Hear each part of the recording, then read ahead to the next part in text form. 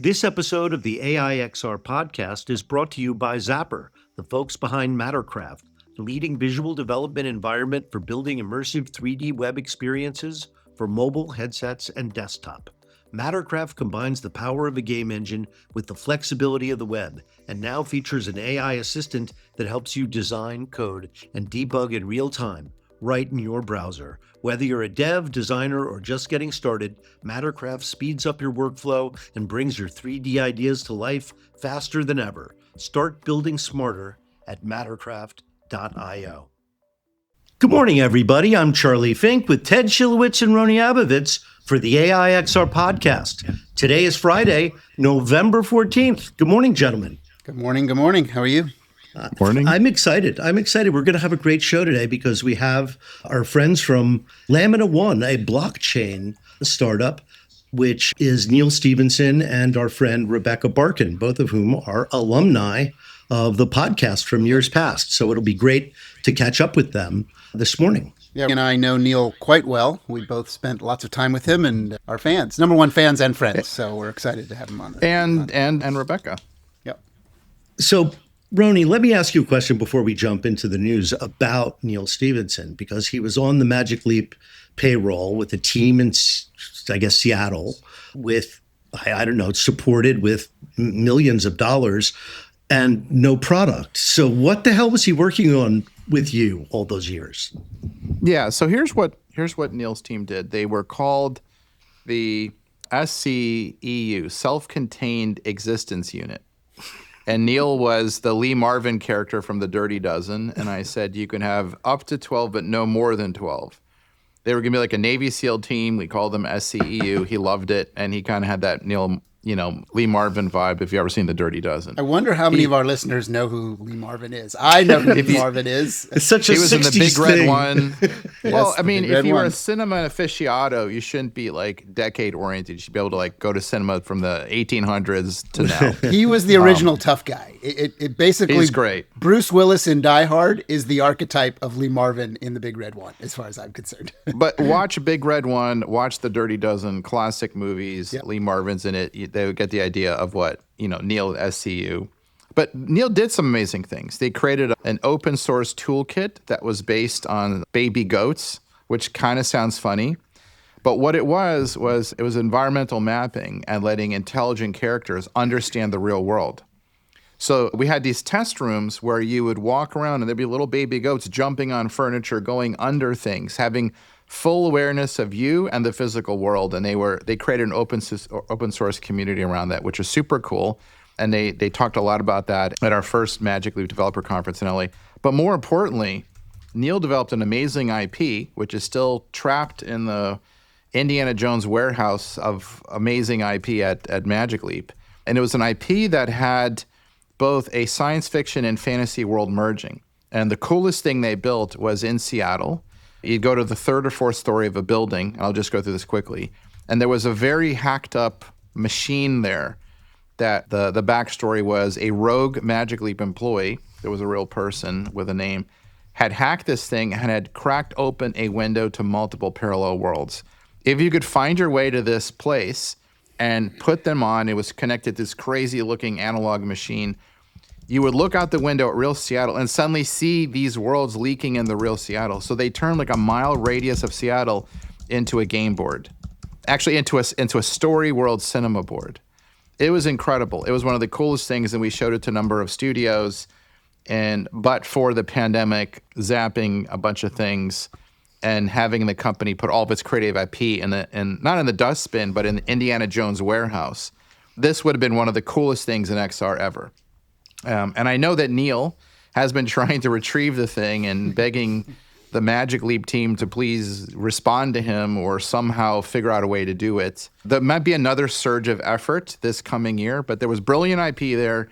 If anyone from Magic Leap is listening, please let Neal run with this IP. The world needs to see it. It was incredible. And then you'd see the efforts of what his small team did. It was just brilliant genius. Yeah, between that and the lost treasure of Dr. G, I would love both of those things for someone at Magic Leap to have the foresight and wherewithal to say these things should not be hidden. They are actually important pieces of technological story level advancement that are still best of breed, and so few people have seen them. And it's important. I would for more love if people to see them. If the Magic Leap team and powers that be today saw it in them to work something out with the Weta team. Richard Taylor's actually going to be with me up here in Florida for a few days, but let them bring that out. Magic Leap gets credit for it. It's an amazing IP. It's still one of the very best things ever built for XR. Maybe someone is Neal's listening. IP. I feel a pain in my heart every time we talk about it, Rony. More people should see it and experience it. It's a shame that not enough people can. Maybe our listeners will reach out to the Magic Leap team we and could say, do a little please, campaign. Please. And it's not hurting. It's just sitting there in a box. Right. What are they going to do with it? They're like a dog that caught a Volkswagen. It's a shame. Yeah. All right, Charlie, what's up with the news this week? Tell us what's going on. I think the biggest news is that Valve is releasing something that is like a little PC cube to compete with the game industry. I mean, the console game industry, Xbox and Sony PlayStation. And instead, they've got this cube that's running, that connects to, it's running the Steam OS, and it connects to their PC library. It has a wireless controller and a wireless headset. Yeah. So they have a new headset to follow the index, which is much lighter. And I guess they're saying it's going to be both items a sub $1,000. The Cube can also run Windows and double as a sort of living room computer. So very, very impressive, I think. And good for Steam. They're entering the PCVR market, which relies, I guess, on HTC and HP and old headsets. So I think the index is over 5 years old at this point. So I think it'll refurbish the industry, and maybe we'll see if there's some life in PCVR, because it is so much more immersive than the kind of images and the kind of immersion you get from the Android phone inside of the Quest headset. Yeah, it'll be interesting to see if it actually catches on. I mean, we know that there's a very strong viral user base for PC gamers that have their rig and they like their rig their way. And NVIDIA tried this with something called the NVIDIA Shield product, which was their kind of bespoke thing. And there was another bespoke product that was done. I think Google was trying to do something along with Stadia. And they kind of get these moments of like people are interested, but then the actual market adoption doesn't happen. So it'll be interesting to see if Valve gets this right. I mean, certainly the idea of a PC level headset that's truly wireless, that kind of is a little more modern than the stuff that PC gamers with VR have to use now. But they're like real enthusiasts. They kind of like that it's a little hard to deal with, right? True. So I don't really have an opinion one way or the other. I think it's great for that market. I just don't, like, if I was an investor, I would be very neutral on, will this actually make money? Will it actually compete with, the PlayStation 5, Nintendo Switch, and Xbox at this point? I mean, if you think about PC gaming today, people buy these $2,000 to $5,000 to $10,000 heavy rigs. Yeah. And there's probably tens of millions of those around the world. It's actually very popular in Asia, across Europe, and semi-popular in America. But, Alienware was part of that. It still is a strong piece of the business of Dell, still exists. But around the world, there's a whole mod community, where you take pride in building your hacked up, super powered, with an NVIDIA or AMD super chip, super cooled. And, VR, XR for that is pretty cool.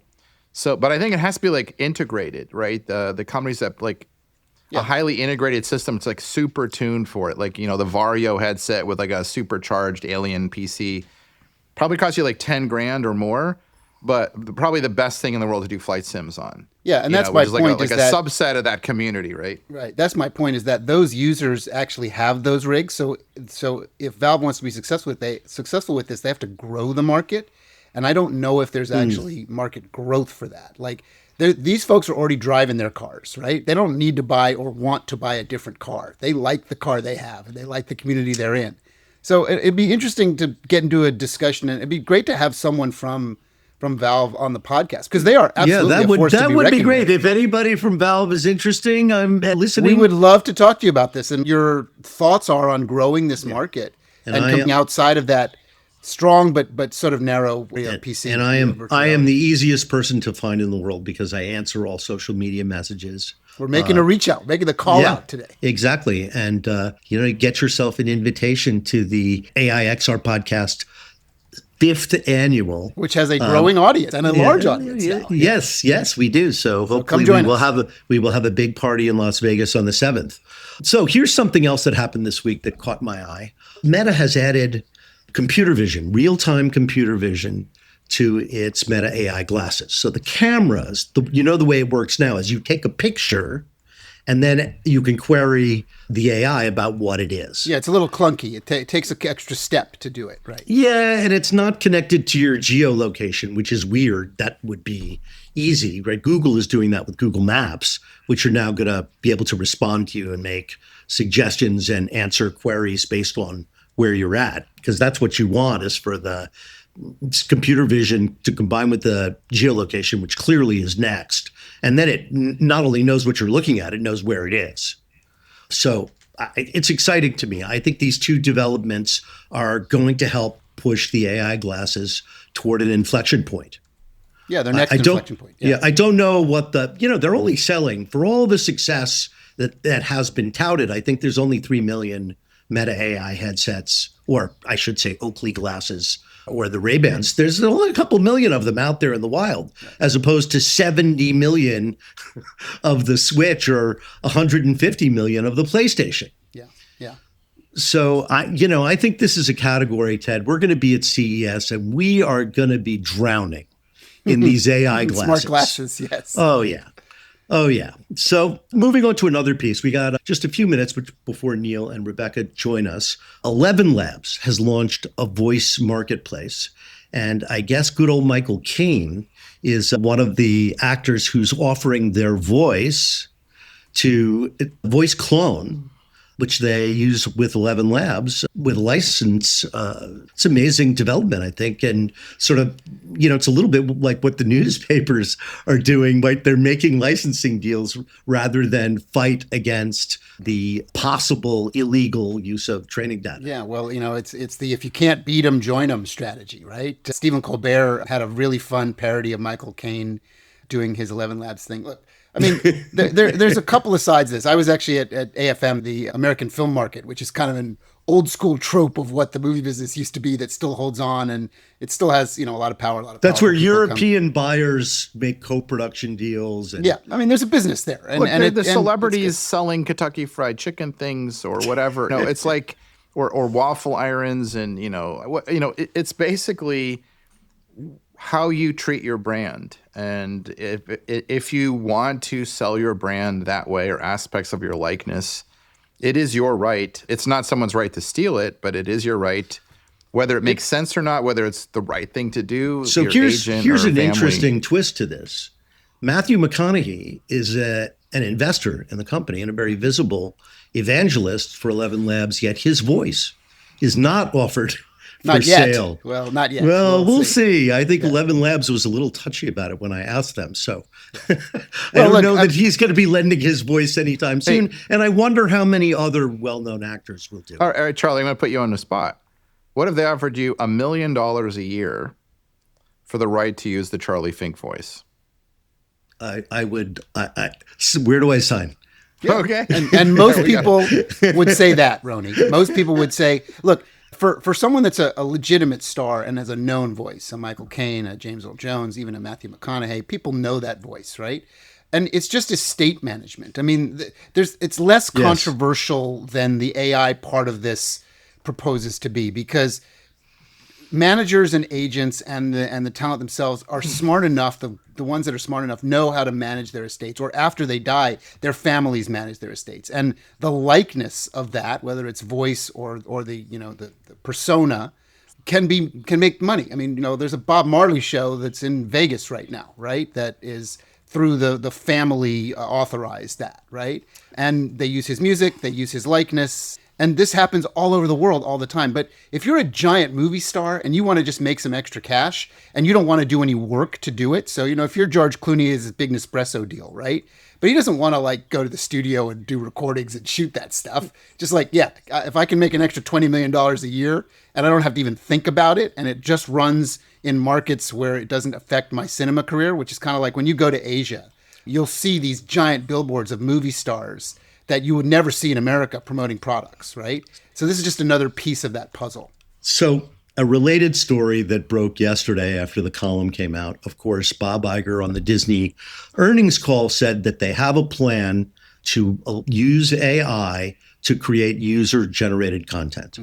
It's not clear where people would do this. I assume someplace on Disney.com, or maybe it has something to do with their deal with Epic Games to make a Disney Metaverse. But it's interesting because they have allowed Star Wars AI made by fans to run amok on the internet. It is running amok, and they are doing nothing about it, which they easily could do if they wanted to. Well, they've learned that fandom in all forms actually enhances and increases their brand and brand traction, right? When fans spend money on an IP, there's a certain subset of those fans that want to do mashups, that want to play with that IP, that want to actually experiment with that IP. And most of it is kind of healthy and okay. There's a smaller subsection that's kind of like ugly and dirty and nasty, and people goof around with Mickey Mouse, and you're kind of like, yeah, that's not great. Look, I mean, the South Park guys do it. All kinds of people parody characters that are well known. But it's a bit like this 11 Labs thing. It's just a money-making strategy, But you know who did this well? Lego. Lego fought a lot the idea of the Lego videos, and they embraced it. Mm-hmm. And it worked out for them. Whole culture. Yeah, there's a whole culture of Lego videos and Lego movies, and I think Disney's realizing and learning from that, right? Absolutely. That the cultural mix-up is relevance, and they don't want to be an irrelevant company. So I think it was actually quite smart. Bob's definitely surrounding himself with really smart people around. I would not be surprised if they went the route that Sora, went in creating its own sort of social media app. Meta did this also with Vibe, and you scroll through, it's all AI, and you can remix.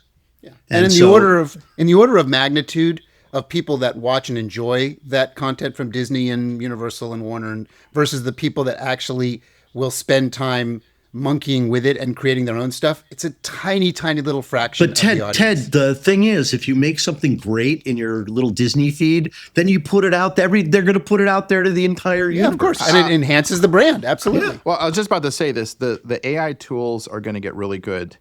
And then think about hundreds of millions of fans making their own Disney, Star Wars, Pixar series and little shorts. Now they have a massive audience working for them for free. It's true. Creating content a la YouTube. Right. And little kids just prompting a way to make Mickey do stuff. And guess what? The best of get invited to the campus, and they get the premiere showcases, but they're going to have the head, the torso, and the tail. Yeah. It's actually incredible. That is what the future media looks like. You have the upper echelon that have the premiere stuff, but everyone gets to create within your remixed, IP. And instead of it being illegal, Disney embraces it and rewards the best, It's copying actually what YouTube has done, but within a framework of this IP world, right? Yeah. And they're managing it in a way that is beneficial for them for the most part, and they have to let a little bit that's not beneficial for them kind of get through the water. Like, it's okay. Give creators a cut, right? If you have a million viewers, give them a cut, right? Oh, that's an interesting idea. You can see how, they could create channels for different IP, for Star Wars, for Marvel, for 3D animation. There's so many ways they can extend this throughout their character and IP universe. So I think it's an exciting development. They are certainly have been leaning into, immersive technology and interactive technology. And the great thing about being Disney is you have unlimited at-bats to get it right. Mm-hmm. Think about this. Imagine there are tools that will let you do pitch perfect 4K Pixar, Disney Classic, all their brands, and you could make all these good shorts and TV shows and movies.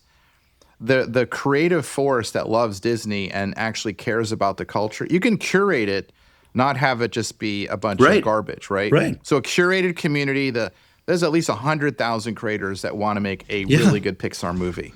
Yeah. That don't want to do something horrible or rated R. And Disney will benefit from that energy of all these people, and the best of the best will be invited to become directors at Disney. No, it's no different than how it was done before in terms of how do you cultivate talent. It's just now we have this technological layer with things like Sora app and the Grok app, and where people can actually build stuff.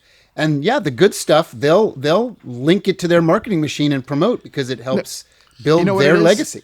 So, of course. Double A, single A, triple A baseball, you get called up to the majors. Exactly. They're opening up the minor leagues, the Toronto Mudhens or whatever, Toledo Mudhens. But it's great because that minor leagues creates community, and the fact that you can go up to the majors, like you could be a kid and called up to play in the Yankees.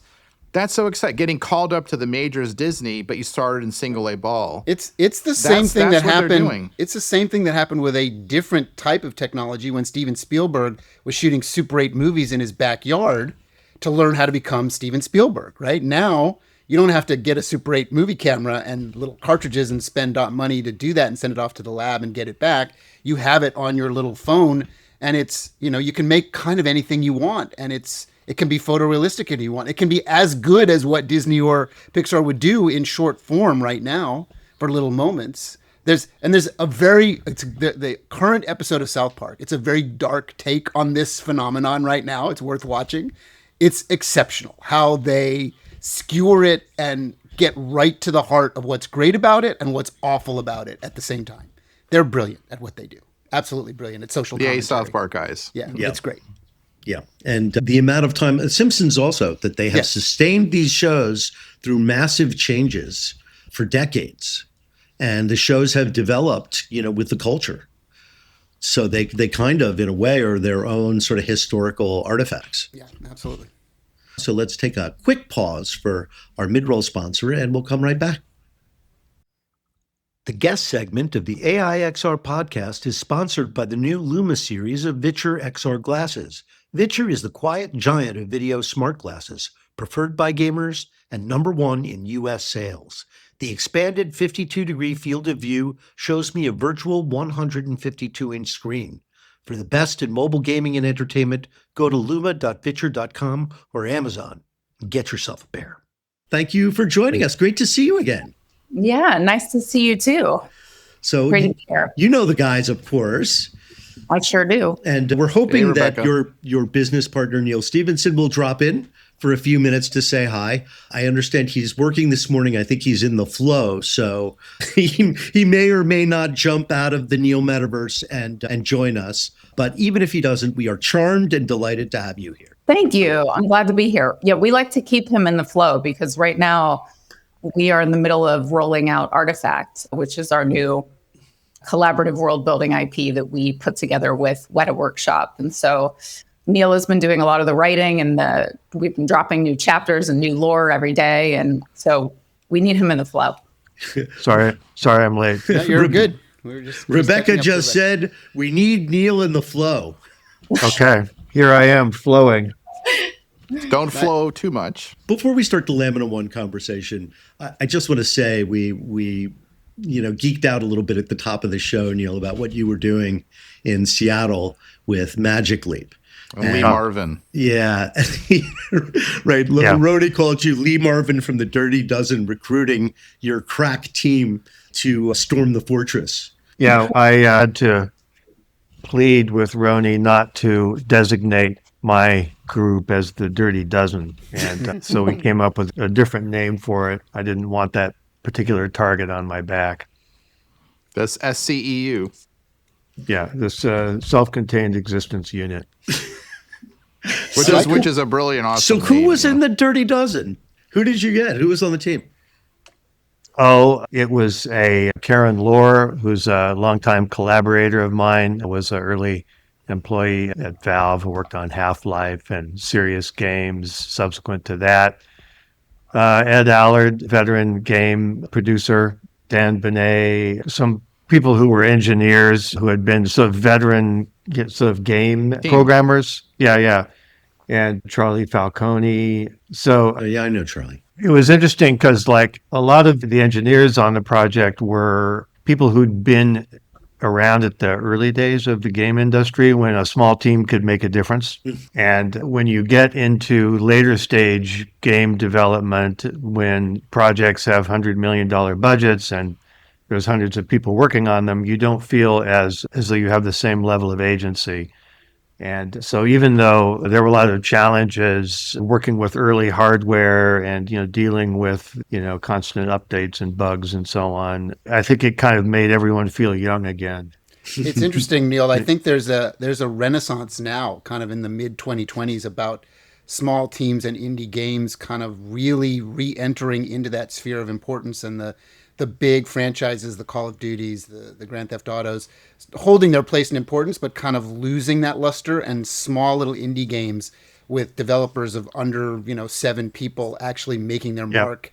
And within that, we were just talking about that Steam community, because they just launched a new platform and a new VR headset, taking their place, their proper place in the fandom of these kind of games. So it's interesting that you were part of the first wave of that. That small tour team with the right tools, and I know Neal and Rebecca work on these things, will be able to do a Grand Theft Auto, any scale, right? 5, 10 really creative people will have 1,000 10x amplifiers around them. So we'll loop all the way back around again, but they'll be able to make any size game from tiny to epic without needing those giant budgets with anymore. Unique voices and unique ideas. I think AI is going to accelerate that Absolutely. as well, because a lot of the drudgery that goes into making a big game can be done by a machine. And in fact, I think many people who do it would prefer to have a machine do it. But let's segue. This is a good segue into Lamina One, since this is the technology project that Neal segued into from his time in Magic Leap. So I was interested, Neal, in why you made the leap to another technology company after your effort with Magic Leap was shuttered. And maybe you can say sort of the original inspirations for Lamina One and what your North Star still is. So after the big changes at Magic Leap, a lot of the really interesting people that Rony had pulled together into that company sort of dispersed into the world. But there were all these links, and still are all of these links among those people. And so a couple of years later was when the most recent boom in Metaverse ideology sort of suddenly came out of nowhere. It was when Facebook changed its name to Meta in October. I think it's October of 22. And out of that, no, I think it was 21. Sorry. Yeah, it was 21. Yeah, and then 22 became the year of the Metaverse. Right. I went to South by Southwest. Yeah. And so the idea that kind of presented itself was, okay, the original idea of the Metaverse was meant to be more of a decentralized kind of system. What would it take to have that become a reality? And based on what I had learned at Magic Leap, seeing sort of the processes by which games actually get made, it was clear that nothing's going to happen unless the people who create the constituents of the metaverse, all of the different assets of various types that go into a interactive experience, could get recognized and paid for their work. So that was the sort of base layer of technology that was going to have to get laid down first if we were ever going to see any sort of decentralized metaverse type system emerge. And it seemed as though there was a decent kind of overlap between what would be needed to build such a system and what blockchain does. And so there were a bunch of adventures along the way, as Rebecca can attest, that made it entertaining to say the least. But one of them was just that there was a lot of hostility towards anything blockchain related among the game dev community. I gave a talk at DICE, the big game development convention, in early 24 about this, sort of trying to discuss this head on, and get into the topic of, why is it that the blockchain world and game developers sort of don't get along with each other. And Rebecca helped me with that talk and sort of coined this phrase that's become really kind of the motto of what we do, which is that you can't architect a compelling experience backward from a desired financial outcome. So you have to start with an actual creative idea that's worth something and that has intangible value. And then, if you get that going, and if the people who work on the project have a way to get recognized and paid for their work, then maybe a financial outcome happens down the road, but you can't do it backwards. Yeah, I mean, this was one of the things that I think Web3 really got wrong early on. And it's one of the reasons why it was so hard to talk to not only game developers about it, but like filmmakers. Like I'm on the board of finance and production of Venice Film Festival. And every year I go and I talk to creators who are making immersive projects or, kind of experimenting with new media, and talking to them about blockchain in the first couple of years was like sacrilegious. It was like, get out of here with your meme coins, And I think it's because of that. Like what Web3 got wrong was like they rushed to sort of a fun kind of like community meme coin type of IP, they would call it. And then once that token was out there, and once people are trading on it and there's speculative value, and those communities can get pretty nasty with one another, they're very tribal. Yep. Then some of them were trying to build back. Like you'll see this with like the Bored Apes group, right? They just released Nexus, which is like a metaverse experience delivering on other side. Pudgy penguins, that started with kind of a meme of this penguin and now has a whole media company where they've built back merchandising and they're trying to build mini games and television series. So, but that makes it so much harder once you have a token trading to try to just stay focused on building high quality product. And we've certainly experienced that firsthand. And then we just decided to go back to basics with Artifact. So you talk about independent like teams. I mean, we have a very small team, and over the course of the last year, just focused on writing narrative and how could we build a world in this kind of narrative scaffolding that was enough to keep people engaged and excited and wanting to contribute to a world together, but didn't put all the weight on us to spend 3 years to like fully writing and developing and raising $75 million to try to build a fully fledged game and then dictate the outcome. Because at the center of Artifact is this core of decentralized AI versus centralized AI. And sort of what are the kind of outcomes that you could imagine if we keep progressing in the way that we're currently progressing with AI? And what is the role of humanity? And so you need people to really participate in that. And to Rony's point, we had to use AI tooling to help move us along faster and sort of superpower the team. But at the same time, we were really careful that the narratives and the creative ideas and the visualization of the world came from creatives like Weta, right? Like they did the original visualization, and then we could take those 2D concepts of beautiful worlds that were realized in conversation with artists, and then we could use things like marble splats from World Labs, which they just launched on the 12th, and be able to take those 2D concepts, put them into that tooling, and produce a 3D environment with, actual geometry and depth to it. So I need to pause you for a minute because this very often happens with our podcast with guests like you that we know well. And you guys are already talking about, like, you're at stage 4 of the rocket. And a lot of our listeners are wondering, what the hell are you talking about? Because what is Lamina 1? What do they do? You have to back up a step because right now they're all Googling and they're like, Lamina 1, what does that mean? Or what is that? So you have to take us back to step 1. For our listeners to describe your journey. You've been around for a little while now. You've been quiet for a little while now. And now you're re-entering. So give us that narrative so our listeners can level set with us.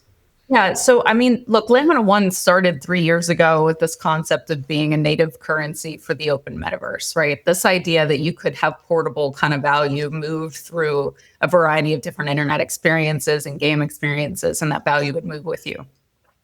For a variety of reasons, there was a huge bear market. I'm sure you all remember in 2022, not only did like crypto fall apart and get exposed in a pretty serious way for kind of fraudulent practices and kind of a house of cards type of situation, but also the metaverse, VC stopped talking about it at every event and stopped investing in it. And so it was kind of a quiet period, and we had to go in and really reevaluate where's the opportunity and what's sort of the thing that the core principles that we believe in.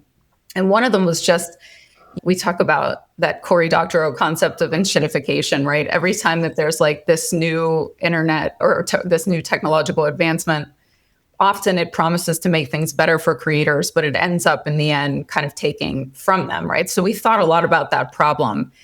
At the same time, Hollywood was falling apart. I mean, things couldn't get financed. Like independent filmmakers, people making animated series, episodic type content, new media content, whether that was VR or AR, just couldn't get funded. And so we looked at the platforms that were out there, Web 2 and Web 3, and said, what's working and what's not working? And we really felt like we could build a creator economy flywheel, a platform that was multimedia, that spoke to the new kind of creator who's on a million different platforms, who's not committed to one specific format, but really dabbles in a lot of different areas, whether that's location-based or episodic content, whether it's short form or it's script pieces, but they have a creative project in mind. They need to get it out there. They need sort of an autonomous way to be able to build community and grow that community, and then even look at alternative paths of financing. Like, this was sort of what was really emerging for all the creators that we talked to as the core problem. So we built Lamina One as a platform that was fundamentally designed to be on decentralized rails, which means all that means is that it's built on blockchain and it's not controlled by any one singular entity, right? The compute is distributed among people who decide to provide for the service, as well as the creators and the fans who are supplying the creative content that makes it worthwhile. So if you look at like YouTube and you marry it with Discord and you build it on decentralized rails, that was kind of how we focused our vision and said, let's start with a bigger funnel that's easier to get into, because XR hasn't fully scaled yet. It's still expensive to make. People are still trying to figure out their way there. So we thought, let's kind of dumb it down a little bit and get real focused on the problem and a specific group of creators that are having a very hard time getting financed, that are struggling with this kind of archaic distribution and licensing system, which Ted, you know really well.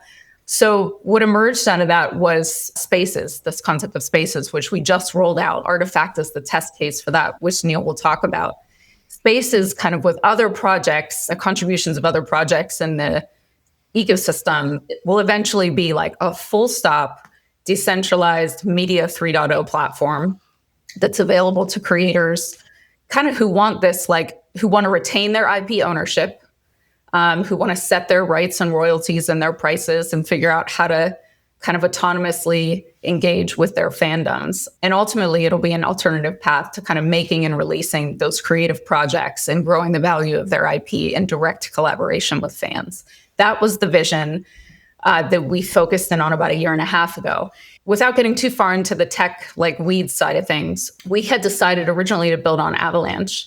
Avalanche has the right kind of architecture to solve a problem that crypto couldn't solve for creators originally, which is that like if you have a lot of microtransactions like you do in games or in media content where you're buying something for 99 cents or $1.99 or whatever to skin or something, the gas prices were too volatile with like Ethereum a couple of years ago, where you couldn't really build on that infrastructure because it would be too unreliable for developers to actually be able to build and scale and then reinvest in their production. So Joe Lubin, who was one of our friends and family investors at the very beginning, is one of the co-founders of Ethereum and the CEO of Consensus Network. He's a huge Neal fan as well. We met, Neal and I flew out to East Denver, which is their big developer conference in February, and sat down with him. And he just completely understood the vision, like why it was so important to get away from the major tech megacorps, like owning the rails that it's built on, owning the economy, making all the creative decisions about what gets made, deprecating them whenever, because they have a very different incentive structure, right? Yep. Like, they're not motivated by the same things that we are. Their goal is to keep you in a buying cycle for hardware and software. So it's a kind of a trap, right? A bit of engagement farming for them to pull content creators in. And that's why I think you see the commitment was never there to truly support a livable, viable economic situation for creators, right? Because that's not their end goal. Spaces took a while to mature. I mean, we were real small. We got really lean, like 5 people, just hacking away at this for the last year or so. And then we were able to close this round. Like, we just timed it right. And then when the market started to come back, and Ethereum in particular started to really scale with Consensus, we got the investment from Consensus and from Joe Lubin. He actually joined our board as well. And we just started building furiously against Spaces. And the thing is you'll know this from Magic Leap too. We always said this, like, creative application is the best test for is it working? Right? Like when the engineers are like, no, the code is there, it's working. I'm telling you it's working. And you're like, but I'm trying to fly fish and I can't like fly fish because it's losing my hand or whatever. You can really tell. So Artifact was an IP that we built specifically to say, does Spaces hold up and allow creators to be able to really build? Is it have we built a platform? So that's your first creative output of all of this back end work of driving this system. As you were talking, I'm thinking, you guys are a bit like hopefully you take this the right way. You're a bit like the Bernie Sanders of gaming because you're trying to figure out what's that? You're right. We're going against the grain. We're like the socialists of the crypto economy. I mean, you're trying to figure out, they're the power brokers that seem like they're altruistic, but in actuality, they're just trying to hoard and hold for themselves, right? And you're saying all of the creators and the community of creators and the drivers of this industry are not actually benefiting from all of their work and all their toiling in the fields, right? So that is very much this kind of like, how do you reverse and topple the system and make it work for the creators, not just the fat cats, as it were. I wouldn't call it I mean, Rebecca and Neal, tell me if I'm wrong. I wouldn't call it a socialist thing. I would call it a creative meritocracy. Yeah, that's a good way to say it. Right, so that you have this like creative middle class that benefits from its work versus a serfdom. Right. I think what's going on right now looks less like a democratic meritocracy, which is what America's built on.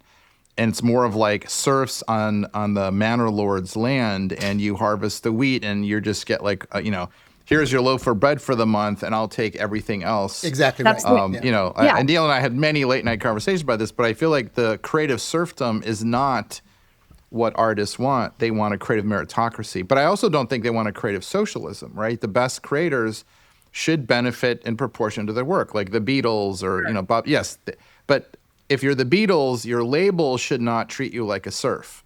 Mm-hmm. And I think that's what's happened. The manor lords have won the game so far. That's what's going on. Right. And I think we've reached a point where creators are pretty tired of being told by tech, and while tech mines all of this creative work to be able to support their platforms and their visions and get people to use their tech, simultaneously they're telling creators it's worth nothing. Like they're mining it all, but then they're telling you it's worth nothing. And we're seeing this, some of the OpenAI like leaked documents that just came out, where the team members are talking about thousands and thousands of pirated books that they used, like how to get rid of that. You know what I mean? Like if it's not worth anything, and you're only willing to pay us pennies, then why do you need it all? And I think that's like creators are kind of taking the power back in that way. And, we have one of the other IPs that we're bringing on board, and there are a few that are really exciting. But animation is a hellscape right now. Like it's really difficult. And there's a lot of great work there. We signed this group called Ghosted Media that are the kind of the team behind Bob's Burgers. So like they know how to, that's like a cash cow, right? Like it has been so performant for 15 years now as an IP. They wanted to do something different. Like they didn't want to go back to Nickelodeon or to Fox and to give up all their rights and to have somebody else control all the content and tell them they can't say this, they should say this, whatever. They wanted to be in direct connection with their fans and own that relationship as well. And so we developed an original animated series with them that's episodic content that also like engages with the community directly and has them play a role in it. Ultimately, where we'd love to go, and we say this I say this at Venice, is like, great, like you've made a film that you spent 10 years trying to make, and you get Netflix to buy you out. You get a cash payout. You don't get stock in Netflix. Like you've helped to build that empire, right? Like every piece of creative content has helped to build that empire into this super optimized production machine, but you don't get equity in that company. And that's what I think for the game to really change and what the long-term vision is. And from a regulatory standpoint, we still have a lot to work out there. The vision is that the creators and the fans and the people who give up their compute power to run this decentralized network participate in the actual value of the platform, not just a specific sort of IP or coin or whatever that they hold. Yeah, and by the way, this is not a new idea. It goes all the way back to, if you study cinema history and cinema lore, it goes all the way back to the concept of United Artists.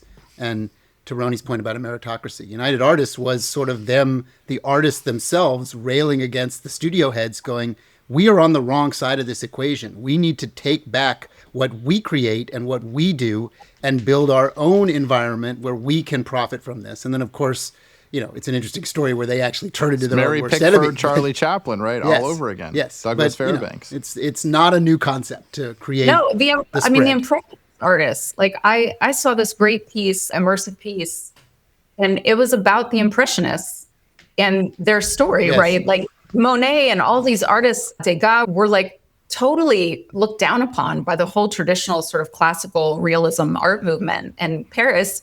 And they just said, screw it. Like they got together, they started their own galleries, underground galleries, and then they became the Impressionists. They became Monet. So some of the greatest, art and art movements of our time. So I think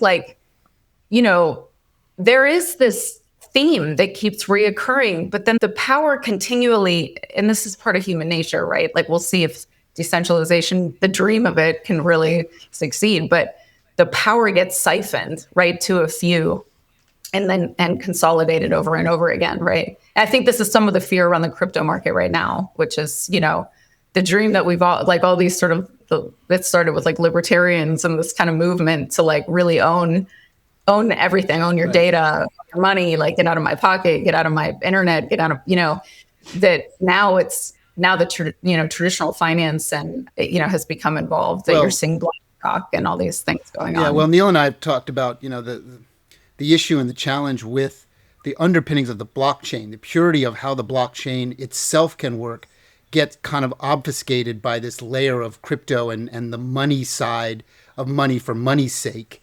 And the blockchain itself get lost in the equation. So it seems like what Lamina is trying to do and retrying to do all the time is make people aware that the blockchain is not cryptocurrency. The blockchain is blockchain. And it has a value point that people can leverage and value. So maybe you want to touch on that a little bit. I just want to say, Rebecca, Neal, I have to punch out early. Apologize for that, guys, but completely believe in what you're doing. If you're Mary Pickford, which one is Neal, Charlie or Douglas Fairbanks? Good question. I'll leave you guys with that. I'm going with Douglas Fairbanks.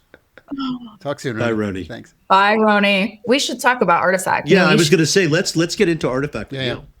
Because before Neal gets into the creative, I'll just say right now, our period is open where you can go to lamina1.com/artifact and you can actually start to dive into the lore, and then you collect a free thumb drive, and that thumb drive will be your ticket into the game experience. It's a pretend thumb drive. It's a virtual thumb drive. Yes. It's a thing in the game. You're not going to mail thumb drives out to people. To stick a foreign thumb drive into your computer. Yeah, well, that's truly insane. It shows up on your porch. Yeah. Yeah, so Artifact. I got invited to go to Wellington earlier in the year to give a talk about AI, and it doesn't take much to get me on a plane to Wellington because of all of the friends I made at Weta Workshop when we were, all together at Magic Leap. So I went there and gave this talk, and what I kind of said was, look, everyone keeps talking about how dangerous big AIs might be, and are they going to exterminate all life on Earth? Pretty serious concerns.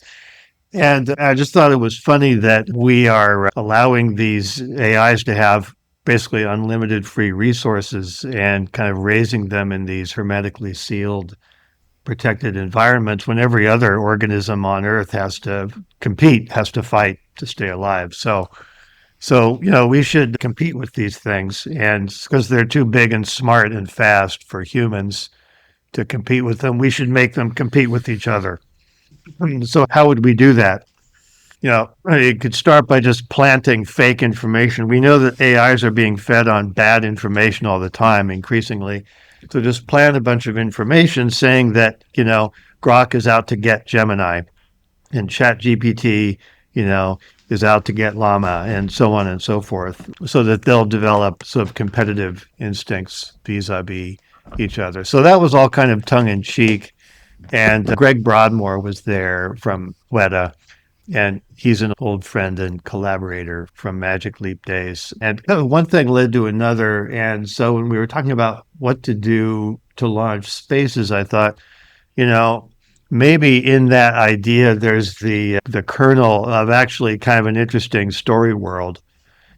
And I don't have bandwidth at the moment to write a whole novel or a series of novels in that world, but what I do have bandwidth to do is kind of set out some of the basic geography and some of the backstory of that world. So the world is set about a couple of generations in the future, and it's in the aftermath of an event called the Spike, where the Singularity finally started to happen. But all of the AIs, all the big AIs started to compete with each other to try to make sure they didn't lose the race. And the result was, let's just politely say, a large drop in the human population.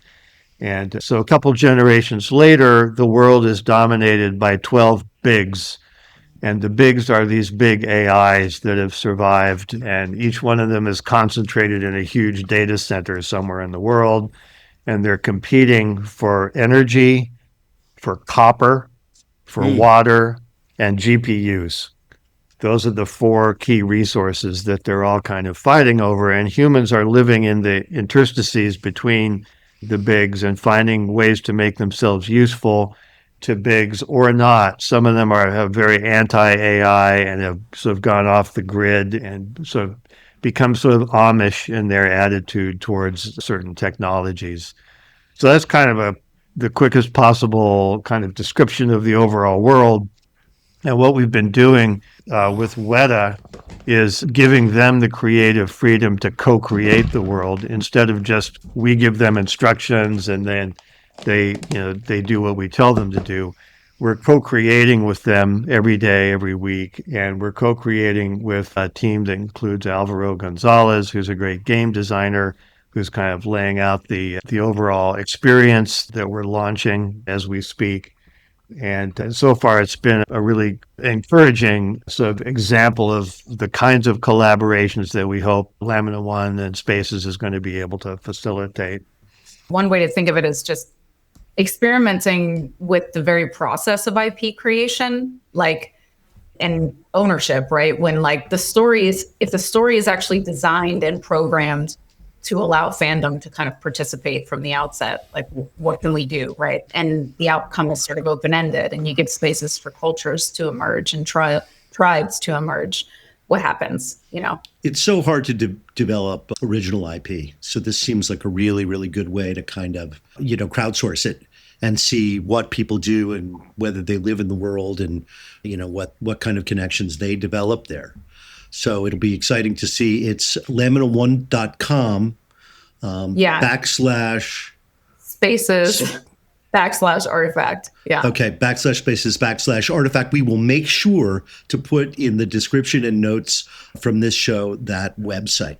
That is all the time we have this week. It was a pleasure seeing you both again. Thank you for joining us. I always learn something when I talk to you guys. So again, thank you, everybody. Have a great weekend. And you too. We'll see you back here next week. Nice to see you. Thanks for hosting us. Bye, It's buddy. great to see Good you. to see you both. Bye-bye.